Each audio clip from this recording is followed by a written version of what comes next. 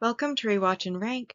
On this channel, we rewatch older TV shows, provide a summary and opinion on the episode before ranking each episode against each other, and today's episode is Charmed Season 4, Episode 3, Enter the Demon. Episode in a nutshell is a brief reminder of what happens in the episode. So the episode begins with Phoebe and Cole training, while Paige has to do witchcraft lessons with Piper, which she's taken a break from in order to watch Phoebe and Cole train. It's revealed that Cole is taking the training a bit too seriously and letting the relationship with Phoebe kind of fall by the wayside. So concerned about training her that he forgets that they're in a romantic relationship. Paige, of course, then returns to cooking the potions and she starts to try to make one.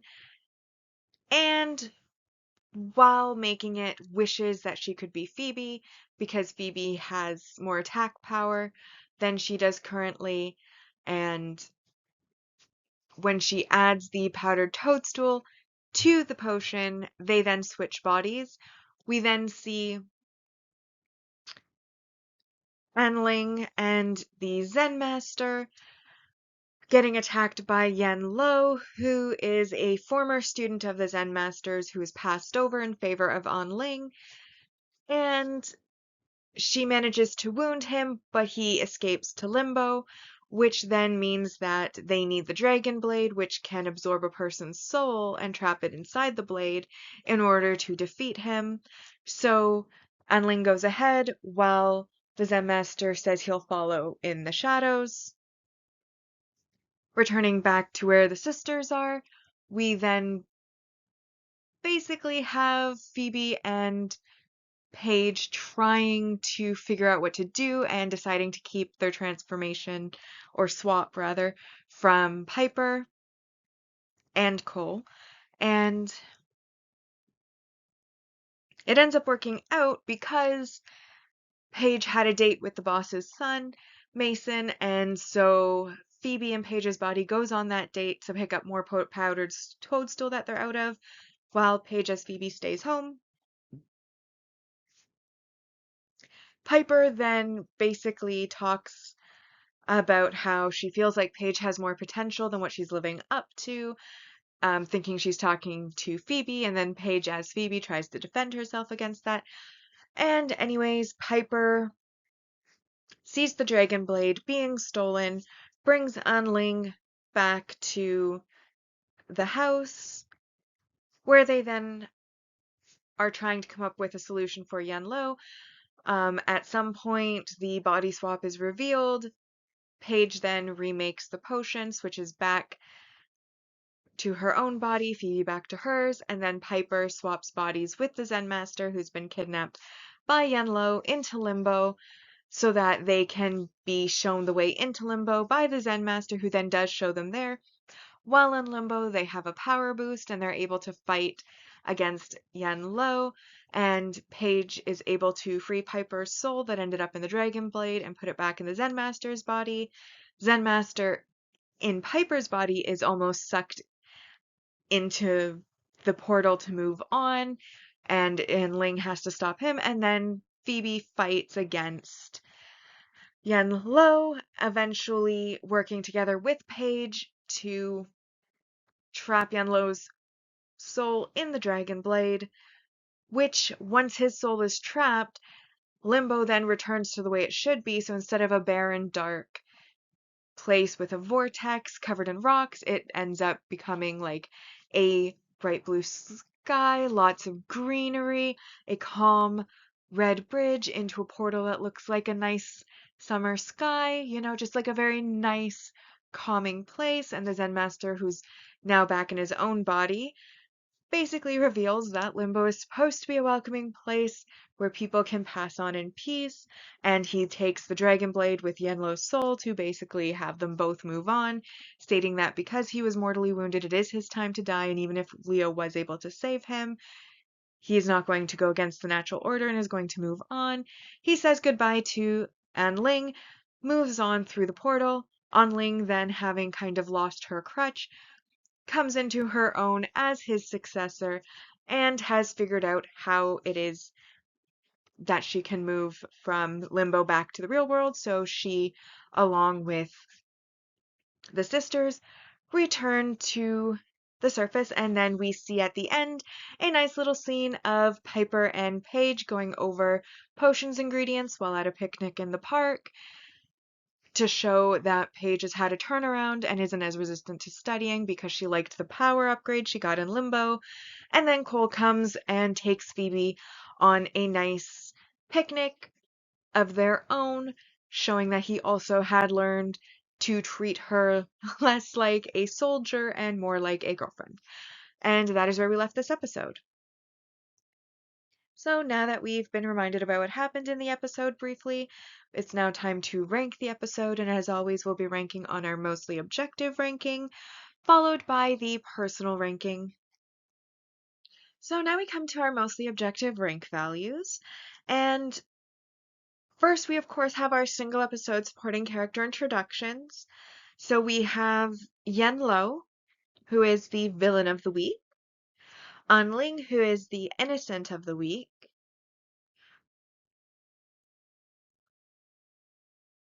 and they are each worth 1 point. Then we have our multi-season main character development, which is the fact that Paige and Phoebe body swap in this episode. And then we also have 2 elements of world building. So the first one is that because Paige is coming to the craft late to try to get her up to speed before any of the big bads attack, they have decided to give her witchcraft lessons, complete with reading materials, practice materials, like study materials, and quizzes, which I thought was a fun idea. And then the second one that we have is water portals to other worlds. So Onling points out how her father, when she was younger, reached into a bowl of water and was able to pluck a plum from Eden and had used water to look into various other worlds. And then Yen Lo is able to traverse through surfaces of water that are large enough for her body to move through between limbo and reality and then back again. And then even the introduction of limbo as a potential place that you could go after death instead of like moving on to wherever, Grams and Patty and Melinda and all of the other dead souls went to so far in the series. Now it's introduced that there actually is other options for post-death, including in this case Limbo, which has a portal to reincarnation where their soul will be basically cleansed and wiped clean of the current life and then reincarnated based on the karma that they accumulated in the life, which is what Yenlo was afraid of. And because he was afraid of moving on, because he knew, having done evil, that he would not have the best reincarnation waiting for him, Limbo can take on the form that those who go there expect to see. Therefore, Yenlo, who is afraid of it, saw a barren wasteland with rocks, with storms, with, dead trees, with a sucking vortex. Whereas once Yenlo is in the Dragon Blade, it becomes what it truly was meant to be, which is a peaceful place full of greenery and butterflies and bright blue skies and a calming red bridge into a calming portal that looks like a blue cloudy sky. So lots of world building. However, that doesn't mean that there wasn't any negatives. So far that brings us up to 14 points. And then we do have negatives. The first negative is,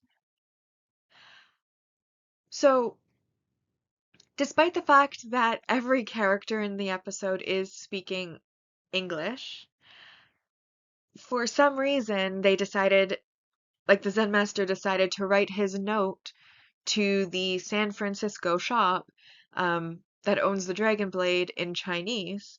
And As such, the shop owner, or rather the son of the shop owner who is watching the shop while his father's out of town, is unable to read the note and therefore does not agree to give away their family's ancient heirloom to this random person he's never met before who's showing him a note that he can't read, quite reasonably so.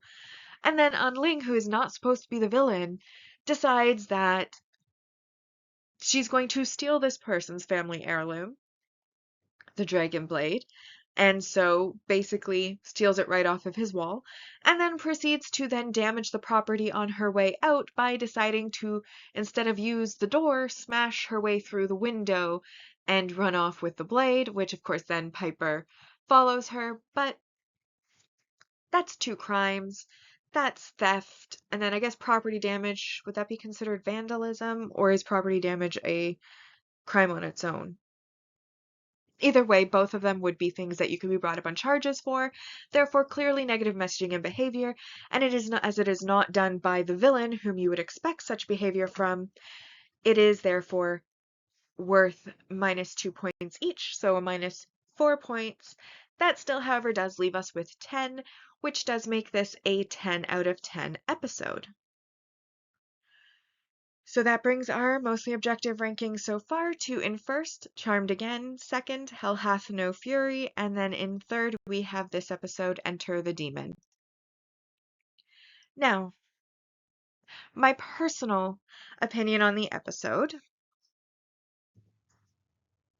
Overall, I think that this episode wasn't bad. However, I also think it wasn't one of the better ones. Suppose the first thing to note about it was I did find it interesting how there seems to be multiple different things that could happen after death in this universe. So it's not just like everybody who dies moves on and goes to the afterlife, like Grams, like Patty, like Prue, like some of the innocents that they summon, or some of the other ghosts that they summon, like the well,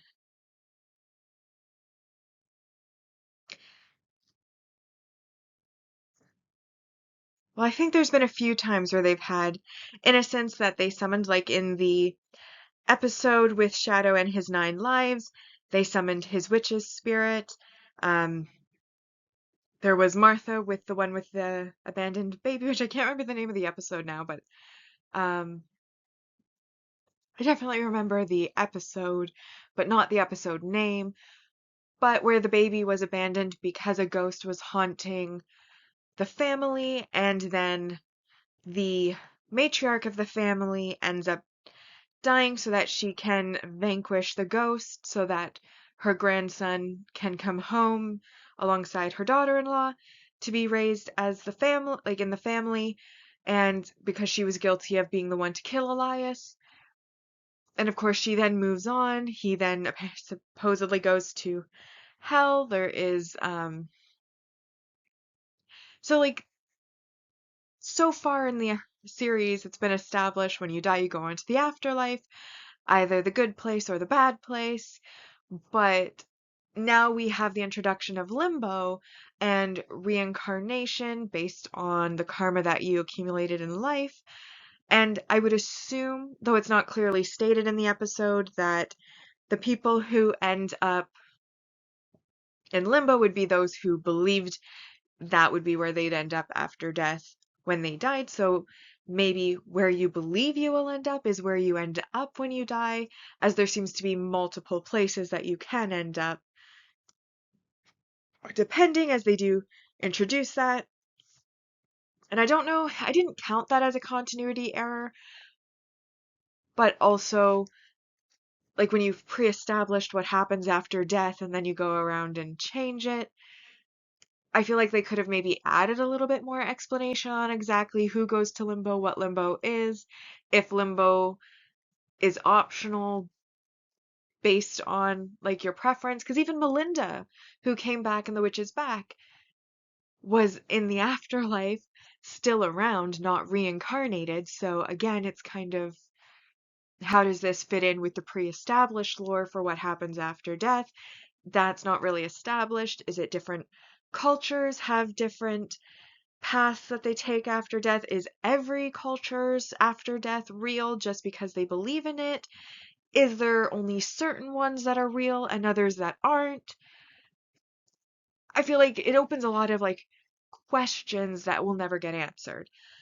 So I didn't necessarily like that, but I did like the whole concept of, like the sword fighting. I liked how, it allowed for certain lessons to be taught, like, just because you have the ability to heal a wound doesn't necessarily mean that you need to go against it, be it when it's your time. How the Zen master chooses to move on because his time has concluded, how the daughter then is able, once she's no longer so reliant on him and understands that she's now independent, is able to grow and kind of unlock that knowledge that she wasn't able to have previously. Like previously, she wasn't able to enter and leave limbo or use the water to gaze into other worlds. However, once her father moves on and she learns basically that final lesson from him, she then is able to basically grow into her own, which I thought was very nice. Um, they did give also Paige a sucker or lollipop habit in this episode where she was constantly eating them, which I don't recall seeing in the either of the two previous episodes, at least not to the degree that it was mentioned in this episode. And I also don't think it goes on forward into the future either, so I wasn't really sure why they brought it in this episode, as I feel like it doesn't continue and it wasn't really there to start with. Which brings me kind of to my other point. Although I did like that one of the suckers, when Paige became Phoebe and then she was eating a sucker, um, the color matched the top, which I thought was like a fun little detail. But besides that, I don't really get why Paige was constantly eating suckers in this episode, other than maybe it to be like, well, we remind us that Paige is in Phoebe because remember, Paige likes the lollipops, and look, now Phoebe's just eating a lollipop. But like, honestly, beyond that, I couldn't see the point of it. And like I said, I don't think it was there before, and I don't think it continues after, if my memory is serving me correctly. So I felt like that was worth noting, that I found that kind of odd. Obviously, there was the Phoebe Cole thing, which was very minor in the episode, so I didn't really note much about that, at least not on the objective ranking. Though I do have to say that when Cole figures out that their bodies are swapped, he then kisses Phoebe in Paige's body. But at the same time, I understand like they did that to show that he does know. But I feel like he could have verbally said that, because it is kind of uncomfortable that he was kissing Paige's body when, even if he knew Phoebe was inside of it, because he is dating Phoebe. I don't know, something about it made me uncomfortable. It wasn't cheating because the soul was Phoebe's, but I feel like it was so borderline close to cheating that it made me a little bit on the uncomfortable side. And then the last thing I did want to note was that Piper as the Zen master, when she swaps bodies with him, and then Yenlo's talking to her in the Zen master's body. I thought that was probably the best scene of the episode because it was really funny. Um, so I definitely suggest you go and watch it. But then the biggest negative that I wanted to note on this episode was, I've noted this I think in the past episodes as well for season 4. Paige, she's still not established in her role. Like, the acting is still kind of awkward. She's still trying to figure out who Paige is and how to play Paige. Um, like kind of growing into the character. Like unlike Piper and Phoebe, who have been playing the role for 3 years and going into their fourth year, Paige, she's only 3 episodes in. So I don't feel like her character was established enough at this point to be doing body swapping and making it seem authentic and realistic, because the character isn't really established in our minds yet. So when Phoebe's playing Paige, honestly, it reminds me of the fairy episode when Phoebe and Prue became children.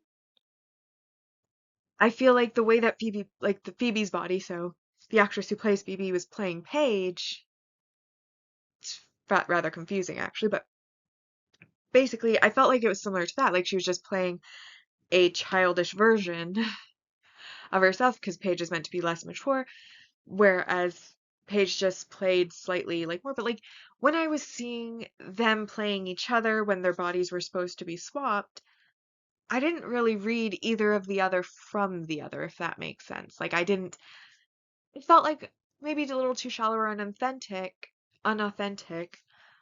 when they were acting that way because I feel like Paige, I don't think was established enough in the series as her own character. We don't know enough about her personality yet to really like be able to say, oh yeah, that's definitely Paige in Phoebe's body or Phoebe in Paige's body. Like I feel like they should have maybe waited later in the series when maybe there was more rapport, maybe more of a concrete character development in place so that it would be a little bit more believable, maybe is the word. Something about it read kind of shallow and inauthentic when they were in each other's bodies, and I didn't read the other from the other when they were in the other's bodies. Make of that what you will. I don't know how to make it anymore. Um, I don't know how to say it any more clearly than that because obviously body swaps are always confusing. But either way, because of those negatives, while like I said, it wasn't a like terrible episode overall, I still only gave it a 6 out of 10 as I just didn't feel like I felt like there was quite a few things that were negative about it that could have been done better. Or actually, you know what? I said 6 out of 10, but that was a lot of negatives. I'm thinking I might actually lower it further. Um, yeah, I'm gonna do that. I'm gonna actually give it a 4 out of 10 instead of a 6 out of 10. Because while I've been talking about it, I feel like there's more negatives than even I thought there was originally when I gave it a 6. Like I thought it was gonna be a 6 going in, but now I'm thinking 4.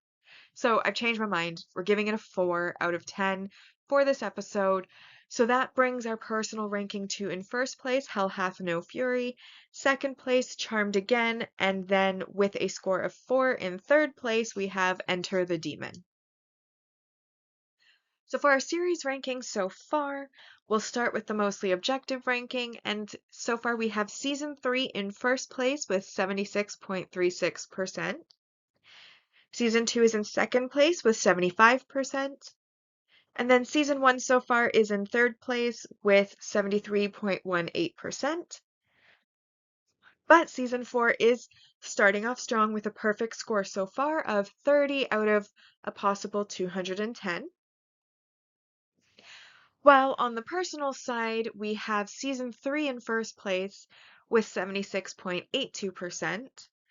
Season 1 is in second place with 71.50%.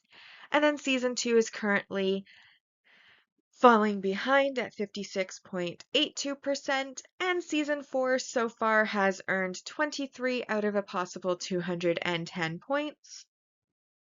So with that, we've now rewatched and ranked Charmed Season 4, Episode 3, Enter the Demon. Like and subscribe if you'd like to, and I'll see you in the next episode.